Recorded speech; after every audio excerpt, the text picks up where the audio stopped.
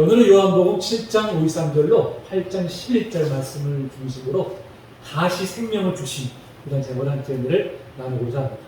자, 지난주에는 어떤 제목이었죠? 제가 매주 무슨 예?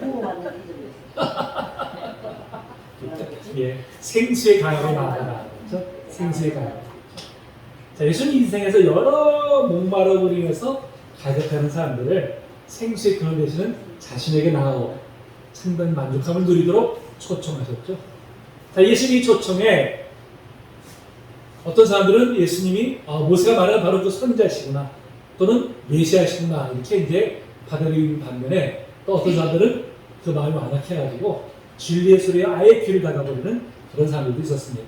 특별히 이제 종교 지도자들과 같던 바리새인이나 제사장들은 자신들만이 모든 진리의 표준이 되는 것으로 그렇게 이제 자만해서 예수님 인격에는커녕 배척을 하고 말았죠.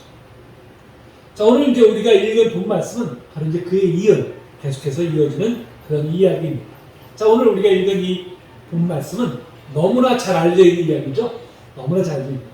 자, 우리가 이 잘 알고 있다는, 너무나 잘 알려져 있다고 생각하는 그런 말씀일수록 선입견으로 인해서 우리가 사실 예단할 우려가 있어요. 이거 다 아는 내용이네. 자기의 보는 갖고 있던 관점을 가지고 이제 이 본문을 우리가 이제 바라볼 수 있습니다. 그렇기 때문에 우리가 잘 알고 있다고 생각할수록 그것을 우리가 내려놔야 돼요. 그래야만 우리가 새로운 진리에 눈을 뜰 수가 있습니다. 자, 오늘은 우리가 지금까지 내가 알고 있다고 생각했던 것들을 다 내려놓고 우리가 본 말씀을 대함으로 새로운 은혜를 깨닫는 복된 시간이 될 줄로 믿습니다.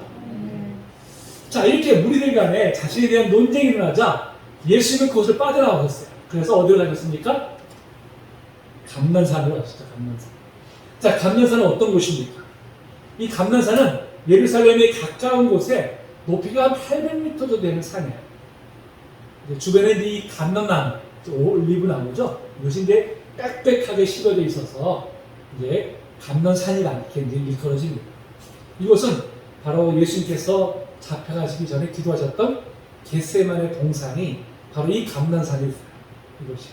그런데 예수님 낮에는 성전에서 가르치시고 밤에는 감람산에서 자기들과 함께 쉬었습니다. 자, 이 말씀을 읽어볼까요? 자, 시작. 예수께서 낮에는 성전에서 가르치시고 밤에는 나가 감람이라는 산에서 쉬시니 예수께서 나가사 습관을 따라 감람산에 가시매 저희들도 따라갔더니. 자, 습관을 따라 감람산에 가셨다는 것은 무엇보다도 그곳에서 기도하는 습관을 가셨다는 뜻이죠. 예수는 공생의 사역을 하시다가 지치실 때면 종종 이곳으로 가서 안식을 취하셨습니다. 예수님도 인간의 육체를 입으신지라 온종일 사람들을 가르치시고 또 대화를 하시다 보면 어느덧 몸과 마음이 다 지치셨죠? 기진맥진하게 이르셨습니다. 사람은요, 너무 피곤하고 몸과 마음이 지치면 어떻게 해야 될까요? 하는 일을 다 내려놓고 잘 쉬어야 돼요. 그래야만이 한 걸음 더 도약을 할 수가 있어요.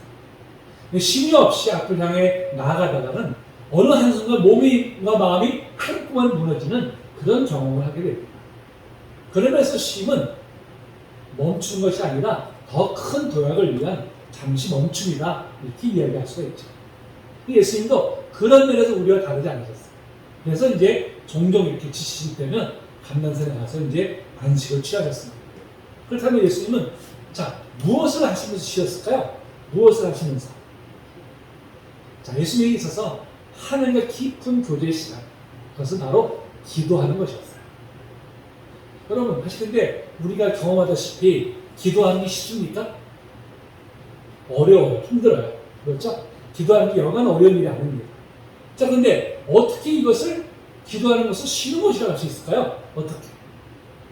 여러분, 우리가 사랑하는 사람과 함께 있는 시간은 빨리 가던가요? 지루하던가요? 빨리 가죠?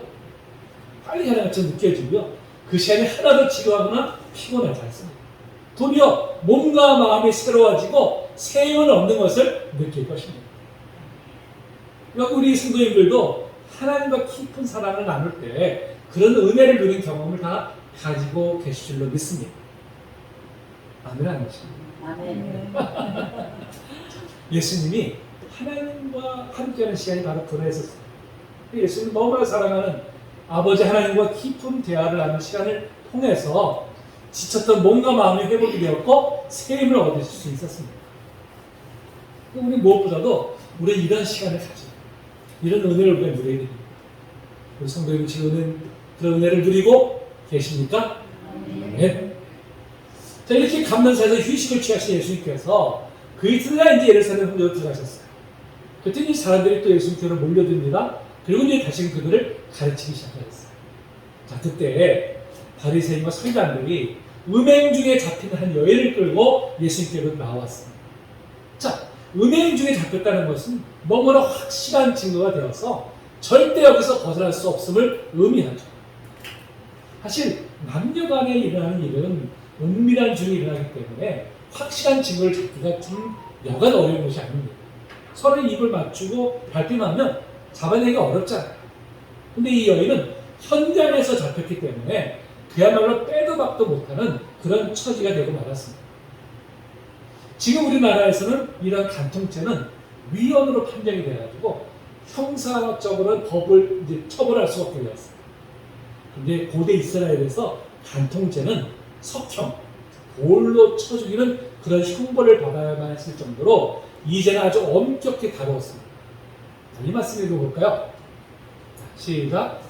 어떤 남자가 이분으로와 동침한 것이 하나거든 그 동침한 남자와 그 여자를 둘 다 죽여 이스라엘 중에 악을 제하치니라. 이 정도로 엄격하게 되어 있습니다. 자, 그렇다면 이 사건을 바라보는 우리 성도님들은 지금 어떠한 관점으로 보고 계십니까?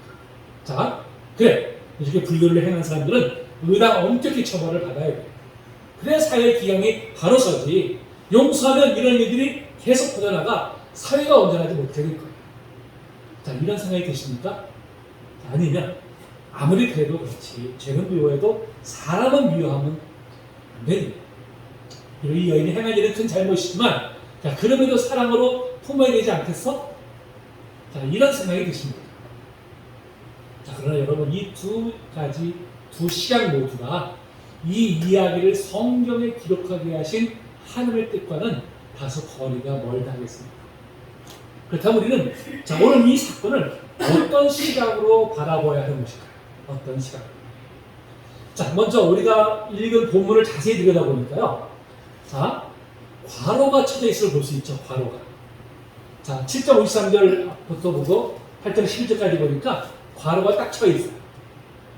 예전에 제가 어느 분이 설교하는 걸 들어봤는데 그분이 이렇게 설교하더라고요.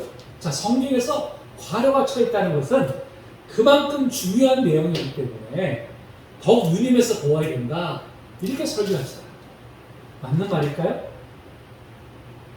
말은 그럴듯하잖아요. 근데 잘못된 지식입니다. 성경에 괄호가 쳐 있다는 것은 그 내용이 원래부터 성경에 기록되어 있지는 않다는 뜻이에요. 원래 성경 최초를 기록할 때는 이 내용이 들어가 있지 않다가 후대에 누군가가 이것을 사입했다는 것을 이제 의미를 합니다. 그러니까 오늘 우리가 대하는 이 이야기도 마찬가지예요. 원래부터 성경에 들어가 있지 않았었어요. 근데 여러 경로를 통해서 전해져 오던 것을 후대에 사립한 것으로 이렇게 이제 보여집니다. 그러나 분명한 것은 그렇다고 해서 이 이야기의 사실성이 부인되는 것은 결코 아니라는 것입니다. 다만 처음에는 복음서의 기자가 이 이야기를 집어넣지 않고 그냥 구전으로 전해져 오다가 훗날 이 이야기의 중요성이 인정이 되어서 뒤늦게나마 성경에 이제 삽입을 한 것이죠. 그렇다면 왜 처음에는 이 이야기를 성경에 기록하지 않았던 것일까요? 무엇 때문에? 아마도 이 이야기가 자칫 기독교는 간음을 용납하는 종교라는 그런 그릇된 인식을 심어줄 것이 우려되어서 처음에는 아마 성경에 이것은 기록하지 않았던 것으로 보여져요. 그러다가 훗날 이 이야기의 본래의 의미의 중요성을 알고서 훗날 자신들이 사입한 것으로 그렇게 이제 보여집니다. 자, 이렇게 바리새인과 서기관들이 음행 중에 잡힌 여인을 예수님께로 끌고 온 이유가 무엇일까요? 이유가 예수님의 조언을 듣기 위해서일까요? 아니죠. 6절에 뭐라고 말씀하고 있습니까? 그들이 이렇게 말하면 고발할 조건을 얻고자 하여 예수를 시험함이라. 그들은 결코 순수하지 않은 뜻을 가지고 이 여인을 예수님께로 끌고 왔음을 할 수가 있습니다.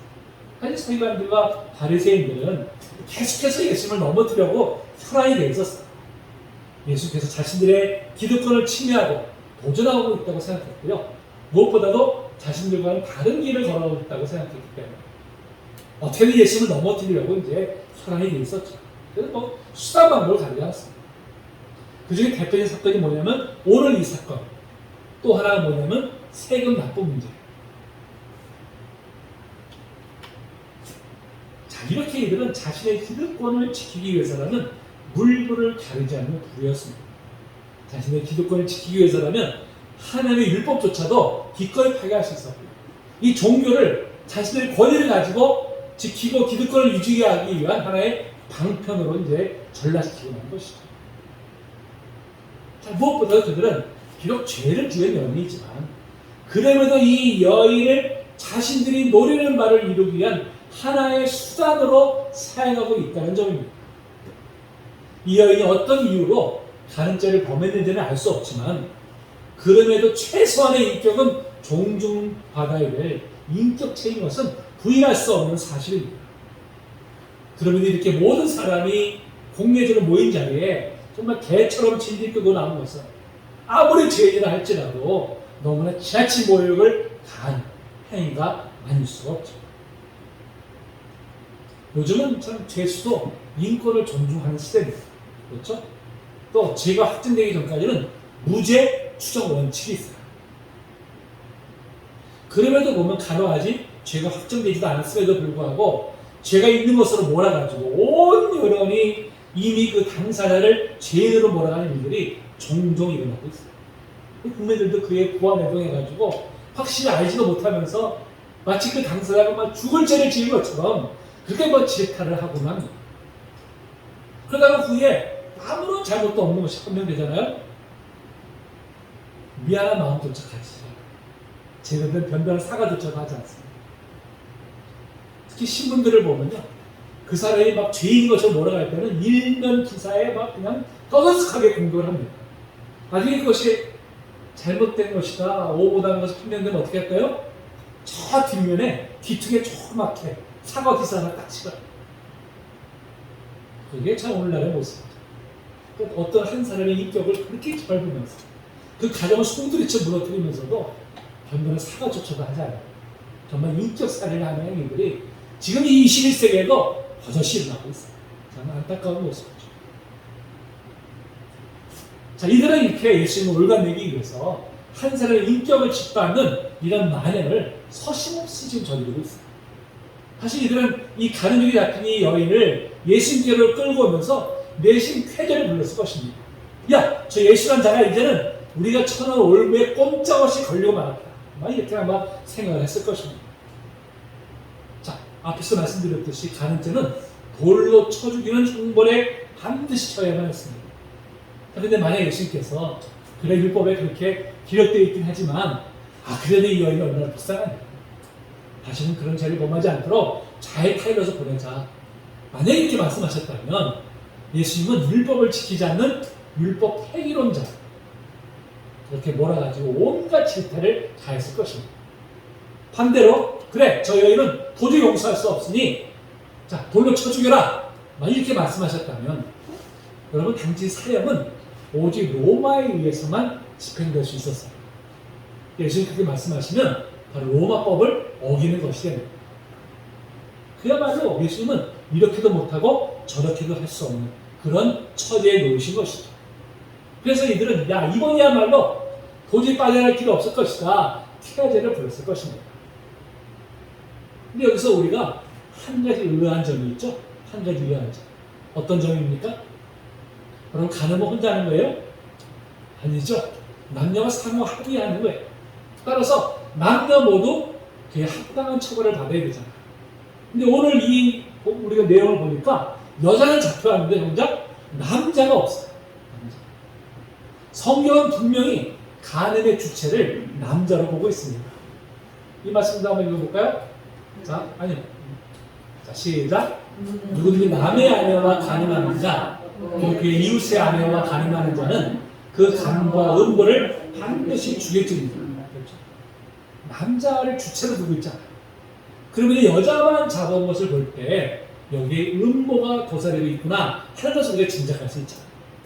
자, 혹시 일부러 남자 여자 간통하게 하고서 이를 빌미로 예수님을 올바가내려고 하는 그런 음모를 꾸민 것은 아닐까, 우리가 또 이렇게 생각해 볼 수 있죠. 아니면 가늠한 남자가 사회적으로 높은 신분이기에 여자만 데리고 왔을 수도 있어요.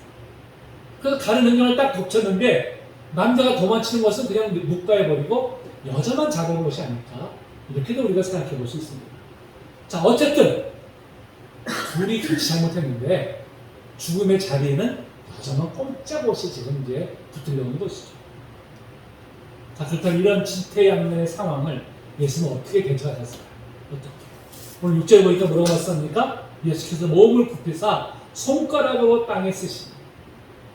자, 예수는 가타부터 거기에 대해서 아무 말씀도 하지 않으시고요, 갑자기 땅에 엎드려서 몸을 굽혀가지고 땅에서 몸만 쓰시는 거예요. 자, 예수는 결코 그들과 맞대응하지 않으셨습니다. 만약에 예수님께서 그래 너희가 나를 올가매로 이렇게 운동을 꾸몄구나 이렇게 맞대응하셨다면 어떤 일이 벌어졌을까요? 문제가 해결되기보다는 대립이 더 아마 심해졌을 것입니다. 우리는 종종 상대방의 그릇된 태도에 내가 멋지게 한 방을 날리면 해결되겠지, 이런 마음을 가지고 우리가 대응할 때가 있어요. 근데 강에는 강으로 대응하다가 더 꼬여서 해결은커녕 문제만 더 복잡해지는 그런 경험들 우리가 다 가지고 있을 것입니다. 그래서 누군가가 나를 힘들게 해도 맞대응하기보다는 우리가 어떻게 해야 될까요? 그것을 하나님께 맡겨드려야죠. 하나님께. 자, 읽어봅니다. 시작.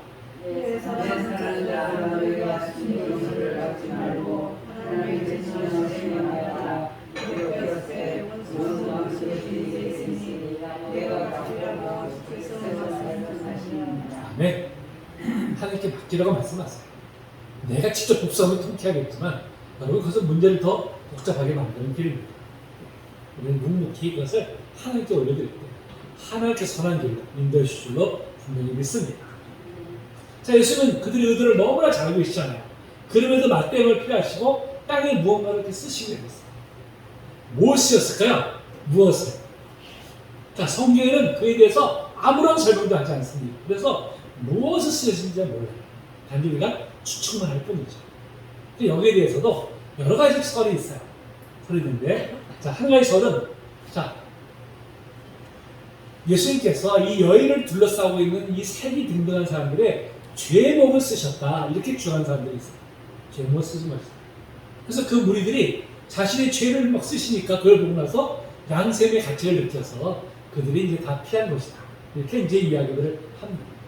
그런데 여러분, 자, 그 사람들의 죄를 일일이 다 쓰셨다는 것도 사실 현장 상황에서 납득하기가 좀 어렵습니다. 뿐만 아니라 도리어 자신들의 죄를 지적하는 것에 반발 심리만 붙이길 뿐이죠. 그렇기 때문에 받아들이기가 어려운 견해입니다.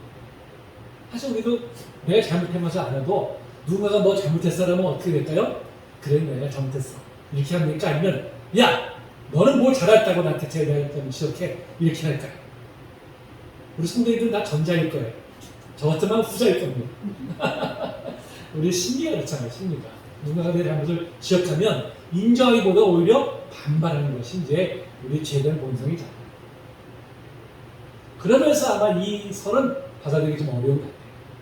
또 하나의 설이 있습니다. 그것은 뭐냐면 땅바닥에 십계명을 쓰셨다는 설입니다.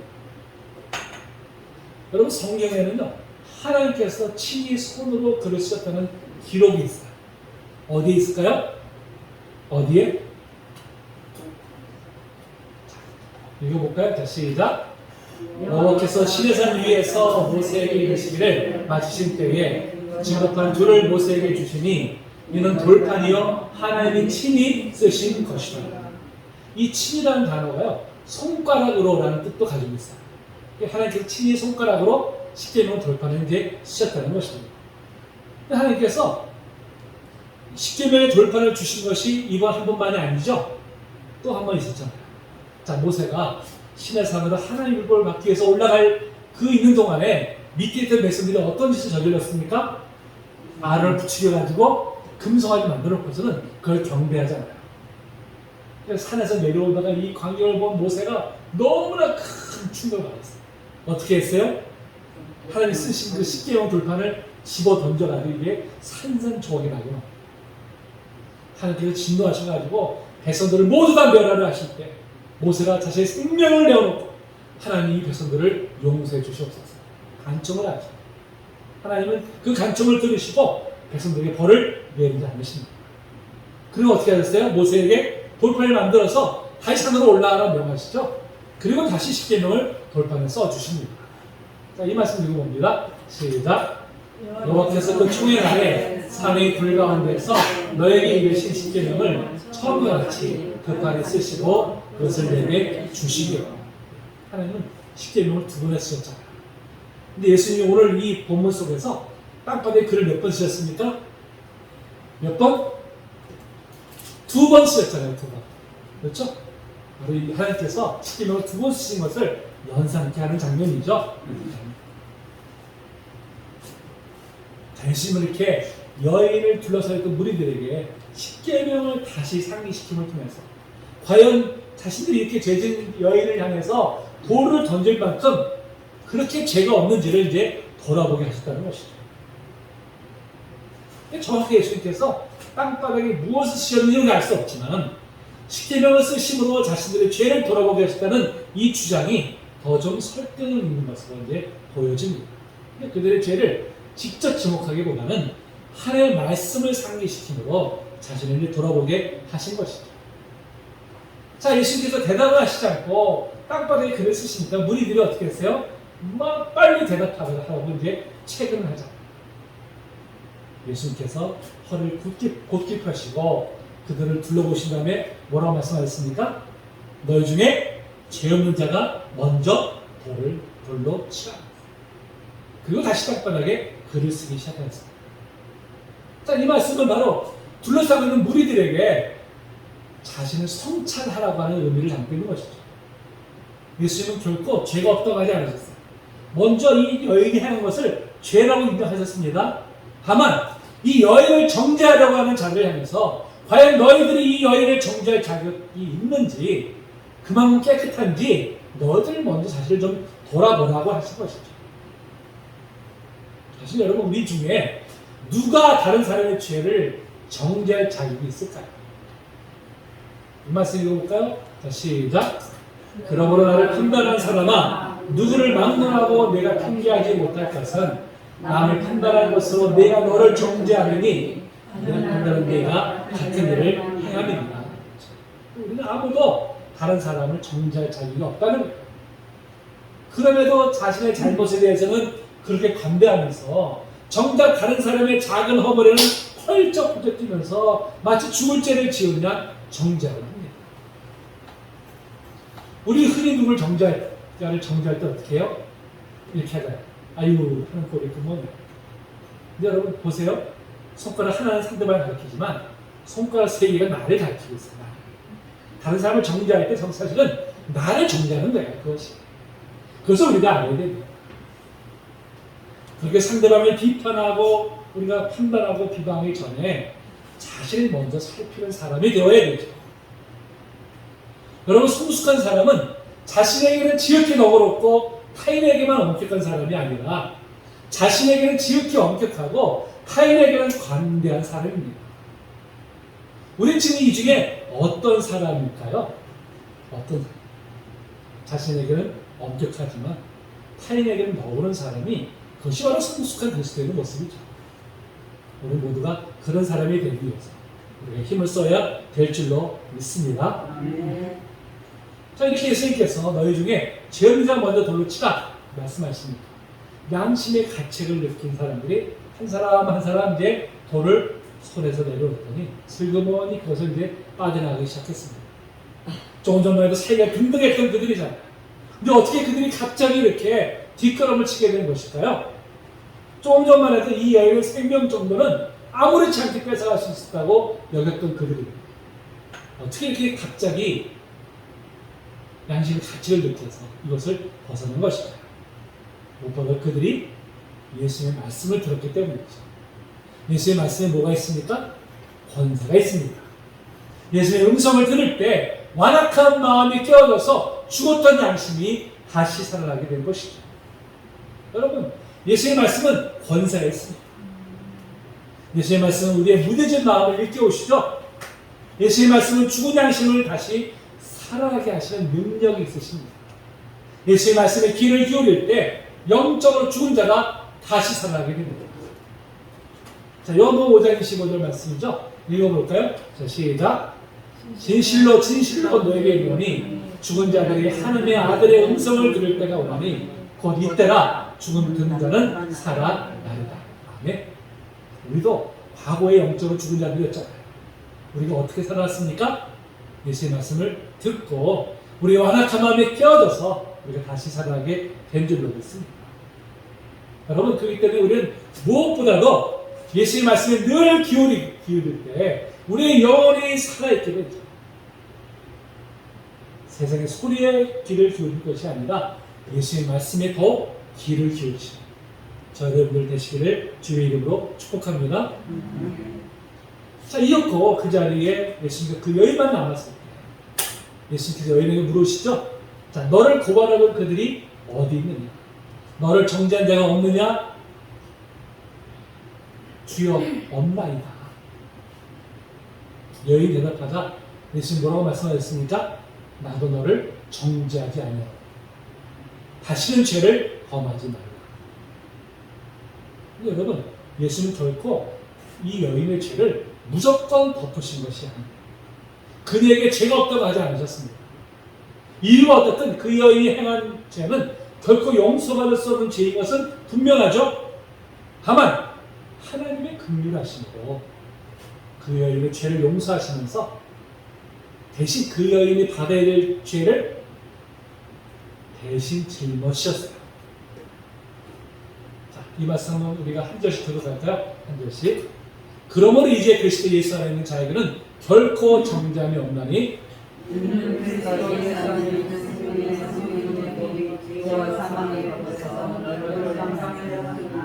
율법의 육신으로 말미암아 연약하여 할 수 없는 그것을 하나님은 하시다니 그 죄로 말미암아 자기 아들을 죄 있는 육신의 모양으로 보내어 육신의 죄를 정하사 육신을 따르지 않고 그 영으로 나가는 이에게 율법의 공간을 이루고 지혜하고 하시니라. 아멘.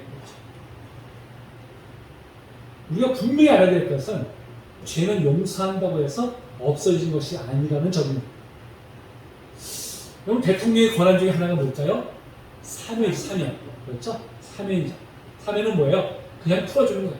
그냥 풀어주는 거예요. 이게 사실 좀 악용이 돼가지고 권력자나 돈 많은 사람들은 죄를 범해도 사면을 인해서 다 그냥 당면이 돼요. 그러니까 그런 사람들은 죄를 지어도 크게 두려워하지 않아요. 잠시 들어 있으면 여러분만 좀 잠잠해지면 또 사면될 텐데. 하다 보니까 그 권력자들이나 돈 많은 사람들의 범죄가 그치지가 않고 있어요. 안타까운 모습이죠. 여러분, 죄는 무조건 용서해 주는 것이 아니라 죄의 대가가 무엇입니까? 사망이잖아요. 그렇죠? 범한 사람이 그 생명을 내어놓든지 아니면 누군가 그 대가를 반드시 대신 치러야만 죄 사함을 받을 수가 있습니다. 이것은 하나님께서 스스로 세우신 법칙이기 때문에 하나님 스스로도 이것을 깰 수가 없어요. 그래서 구약시대에 어떻게 했습니까? 짐승을 대신 제물로 드림으로 죄가 사함받을 수 있었죠. 이것은 완전한 것이 아니잖아요. 아니기 때문에 하나님께서 어떻게 했습니까? 온전한 한 제사를 준비하셨죠. 자, 히브리서 말씀 읽어볼까요? 자, 시작. 우리 그리스도는 죄를 위하여 한 영원한 제사를 드리시고 하나님 우편에 앉으사 그가 거룩하게 된 자들을 한 번의 제사로 영원히 온전하게 하셨느니라. 아멘. 예수님께서 우리가 받아야 될 정죄를 십자가에서 대신 받으심으로 인해서 우리는 심판에서 완전히 벗어나게 해주셨습니다. 우리가 이 믿음 안에 거하면 다시 심판에 빠질 것을 두려워하지 않아도 돼요. 여러분, 이것이 얼마나 놀라운 은혜입니까? 저 여러분 모두가 다 이 은혜를 받았어요. 지금 누리고 있는 줄로 믿습니다. 내가 받아야 될 대가, 죄의 대가를 누가 대신 짊어지셨어요? 예수님께서. 여러분, 우리가 이 은혜를 안다면 우리가 어찌 다시 죄를 가볍게 여기고 다시 또 우리가 죄의 구렁텅이로 빠져들 수 있겠습니까? 이 여인의 후일에 대해서는 성경은 기록하고 있지 않아요. 그렇지만 죽음 일보 직전에서 구원받은 그녀가 어떻게 살았을지는 능히 짐작할 수 있습니다. 자신의 죽음 앞에서 건져주신 주님의 다시는 죄를 범하지 말라는 이 말씀을 굳게 붙들고 살아가지 않았겠습니까? 우리도 주님의 은혜로 다시 생명을 얻었음을 안다면 다시는 죄를 범하지 말라는 이 말씀을 우리가 굳게 붙들고 살아가야 할 줄로 믿습니다. 그럼에도 여전히 죄에 빠져들어가고 걸려 넘어지는 이유가 무엇일까요? 이 은혜가 어느샌가 모르게 식어져 버렸기 때문이죠. 첫사랑을 잃어버렸기 때문입니다. 여러분, 이제 우리는 다시금 십자가의 은혜를 우리가 바라보기를 원합니다. 십자가의 그 공로로 인해서 우리가 마땅히 받아야 될 정죄를 받지 않았음을 다시금 우리의 심령 깊숙이 새기시기 바랍니다. 주님의 그 놀라운 은혜와 사랑을 다시금 회복하고 성령님께 간구하시기 바랍니다. 여러분, 우리는 가늠하다 잡힌 여인을 제3자처럼 바라볼 수 있는 사람들이 아니에요. 비록 죄의 종류는 다를지라도 그 여인과 전혀 다를 바 없는 죄인들이 바로 저와 여러분 아닙니까? 그렇다면 이 여인의 죄를 용서해 주심으로 다시 생명을 주신 그 주님의 은혜가 바로 우리에게도 동일하게 임했음을 결코 잊어서는 안 됩니다. 그래서 우리는 제3자의 관점이 아닌 이 여인이 바로 우리 자신임을 알아야겠죠. 그리고 나 같은 죄인도 용서하기 위해서 십자가의 그 무지한 고통을 끝까지 감내하신 그 주님의 사랑을 우리가 다시 한번 우리 가슴 깊이 새기기를 원합니다. 그리고 다시는 죄를 범하지 말라는 주님의 그 말씀을 굳게 붙들고 거룩한 삶을 살기 위해서 힘쓰는 저 여러분 되시기를 주님의 이름으로 축복합니다. 네.